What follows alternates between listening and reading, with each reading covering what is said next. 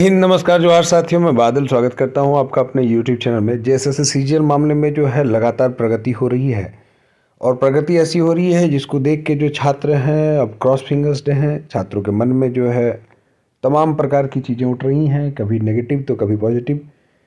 जो लोग इस इंतज़ार में हैं कि जैसे सीजीएल में धांधली हुई है तो ये रद्द होनी चाहिए, उसकी ओर कुछ कदम बढ़ते हुए दिख रहे हैं। उसमें दो तरफा काम हो रहा है। एक तो जो प्रीवियस वाली जांच चल रही है उसमें जो खुलासे हो रहे हैं, एक तो वो चल रहा है, और दूसरा इधर जब से हेमंत सोरेन एक्टिव हो गए हैं, हेमंत सोरेन जी जब से इस मामले में संज्ञान लिया है, छात्रों की आशा आकांक्षाएं बढ़ गई हैं। तो चलिए देखते हैं कि कौन तीन लोग हैं जिनकी गिरफ्तार पूछताछ के बाद इसका राज खुल जाएगा। फिलहाल मेरा आपसे एक प्रश्न है जिसका जवाब आप कमेंट बॉक्स में बताएंगे कि आपके नज़र में इसका असल गुनहगार कौन है और किन्हें सलाखों के पीछे जाना चाहिए। ये कमेंट करके आप ज़रूर बताइएगा। जब देखते हैं हम लोग न्यूज़ क्या है कि परीक्षा से पहले लीक प्रश्न पत्र उत्तर की फोटो और वीडियो बनाने वाले 3 अभ्यर्थियों से होगी पूछताछ। रातू थाने में दर्ज प्राथमिकी पर सीआईडी ने शुरू की जांच।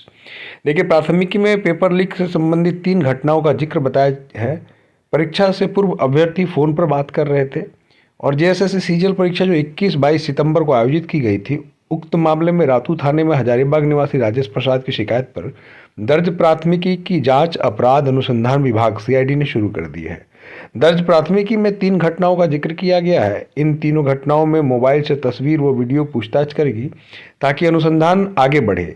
हजारीबाग निवासी वादी राजेश प्रसाद की ओर से दर्ज प्राथमिकी बताया गया है कि 21-22 सितंबर को राज्य के सभी जिलों में 3 पालियों में परीक्षा का आयोजन किया गया था। पहली पाली में सामान्य ज्ञान पेपर 3 और दूसरा में लैंग्वेज पेपर और तीसरा में भाषा ज्ञान पेपर आयोजित की गई थी। तो 22 सितंबर को हुआ कि गिरिडीह निवासी छात्र रामचंद्र मंडल ने उन्हें बताया कि सुबह अपने परीक्षा केंद्र पर वह पहुंचा। वहां देखा कि एक व्यक्ति अपने मोबाइल से बात कर रहा है। बात करते करते वह कुछ शब्द कागज पर लिख रहा है। यह घटना परीक्षा शुरू होने से पहले की थी। रामचंद्र मंडल ने उस कागज को अपना मोबाइल में फ़ोटो में ले लिया और उसके मोबाइल सुरक्षित है। यह तस्वीर से घटना के समय का पता भी लगाया जा सकता है, जो कि परीक्षा शुरू होने के पहले का था। ठीक है, तो प्राथमिकी में धनबाद के बीएड कॉलेज सेंटर की वीडियो क्लिप का भी जिक्र किया गया है। इसमें बताया गया है कि पेपर लीक से संबंधित एक और घटना सामने आई है जो धनबाद के कुमार बीएड कॉलेज सेंटर की है, जिसमें एक वीडियो क्लिप बनाई गई है। यह वीडियो क्लिप गिरिडीह निवासी प्रेमलाल ठाकुर ने रिकॉर्ड किया है, जिसे देखने से स्पष्ट होता है कि परीक्षा से पहले एक व्यक्ति जो संभवतः छात्र था, सड़क के किनारे पैदल चलते हुए मोबाइल पर किसी से बात करते हुए कुछ लिख रहा था। जब उससे पूछा गया कि वह क्या लिख रहा है, वो दिखाने के लिए बोला गया तो भागने लगा। भागते भागते उसने कागज को फाड़ कर फेंक दिया। बाद में सारे टुकड़ों को जोड़ने पर परीक्षा में आए प्रश्नों के उत्तर जाहिर हुए।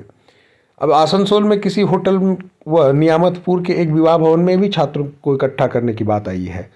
प्राथमिकी में यह भी बताया गया है कि जेएसएससी कार्यालय के सामने 26 सितंबर को कुछ छात्रों के बीच यह भी चर्चा हो रही थी कि परीक्षा तिथि से 2-3 दिन पूर्व आसनसोल के किसी होटल नियामतपुर में एक विवाह भवन में छात्रों को इकट्ठा कर प्रश्न पत्र और उसके उत्तर बता दिए गए। इसी तरह मुजफ्फरपुर, रांची, मांडू, दिल्ली और काठमांडू में भी प्रश्न पत्र लीक किए गए।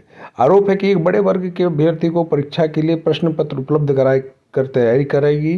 कुछ छात्रों ने यह भी आरोप लगाया कि जेएसएससी सीजीएल परीक्षा में के लिए काफ़ी संख्या में प्रश्नों का चयन जेएसएससी सीजीएल 19 और 22 के प्रश्न पत्रों से की गई है।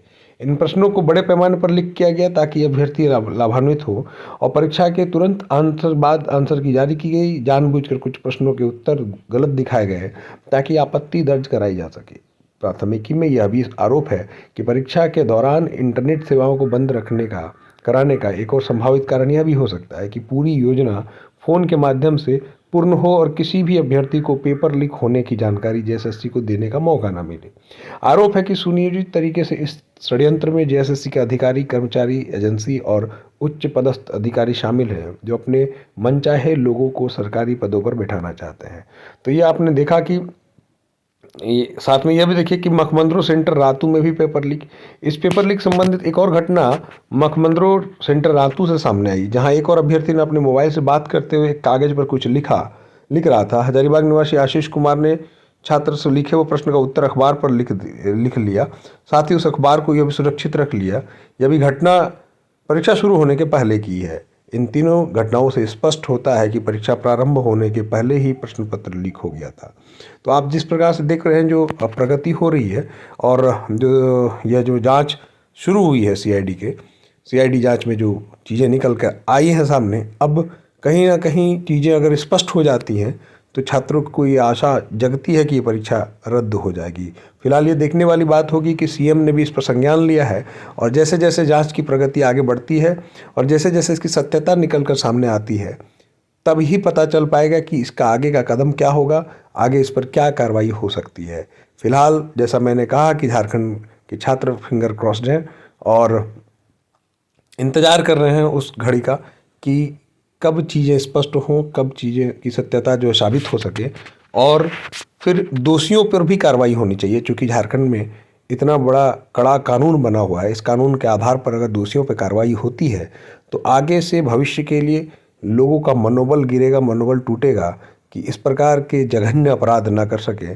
और पेपर बेचने का जो ये कांड है, पेपर लीक का जो कांड है, बार बार झारखंड के हर परीक्षा को कलंकित किया जा रहा है, जिससे एक तो परीक्षा व्यवस्था जो है उस पर प्रश्न चिन्ह लग रहा है, साथ ही जो लोग हैं वो तमाम जीवन जो छात्रों का बर्बाद हो रहा है, समय बर्बाद हो रहा है, उनका एक महत्वपूर्ण जो हिस्सा है जीवन का वो तैयारी में बर्बाद हो रहा है और नतीजा कुछ भी नहीं निकल रहा है। तो कुल मिला के ये सारी चीज़ों पर जो है विषय सारा चीज़ स्पष्ट हो पाएंगी तभी जब ये चीज़ें जांच होंगी और जांच में जो भी निकल के सामने आएगा वो फिर मैं आप तक अपडेट पहुंचाता रहूंगा। अगर आप चैनल पर नए हैं तो मेरा आपसे निवेदन होगा कि इस चैनल को सब्सक्राइब कर दीजिए। जय हिंद, धन्यवाद।